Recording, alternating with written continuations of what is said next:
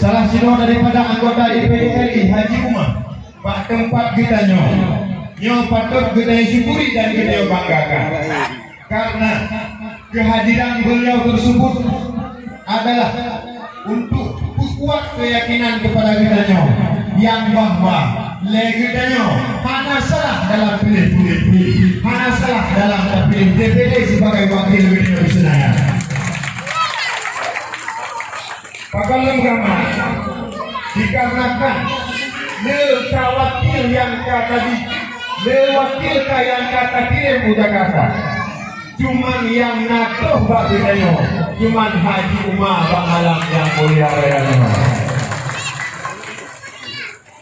Maka ada hal tersebut kamu ada nama masyarakat kampung Deping Gajah khususnya dan kecamatan Pasir Raja pada umumnya mengucapkan semangat Haji Umar.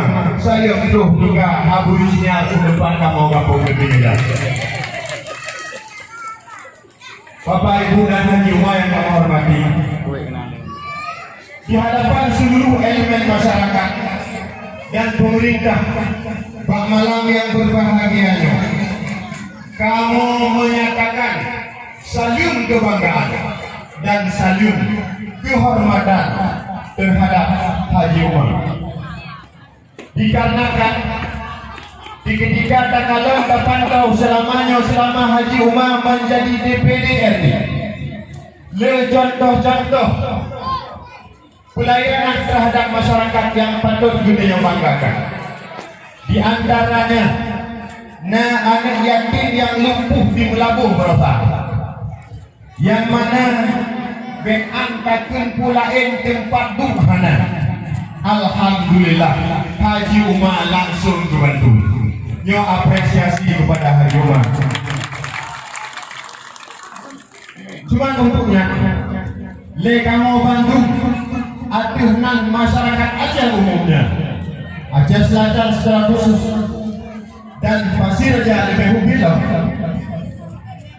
kamu berdoa, kamu lagi Allah Subhanahu wa Ta'ala, ya Allah berlebih Haji Umarnya bersehat saja, ya Allah berlebih Haji Umarnya istiqamah dalam melayani masyarakat Aceh, ya Allah. Amin. Dan begitu Haji Umarnya sebagai pemimpin Aceh ke depan.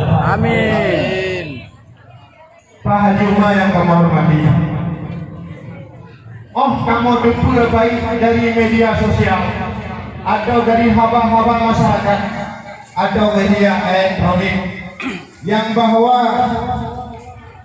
Haji Umar selalu membantu fakir miskin, membantu anak yatim, membantu masyarakat lemah lembut.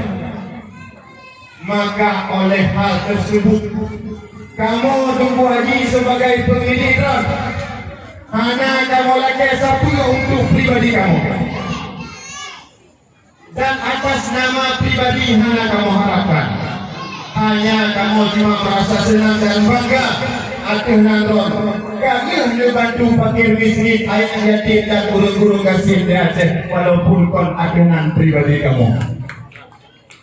Maka untuknya secara kelembagaan kampung, secara kecamatan Pasir Raja, kamu sangat berbangga karena Haji Umar membantu nepulumah kepada kamu jalan dan sumber-sumber untuk pembangunan kampung dan kecamatan kamu. Nepulumah jalan, insya Allah munyokana nepulumah jalan kamu akan kamu jemput.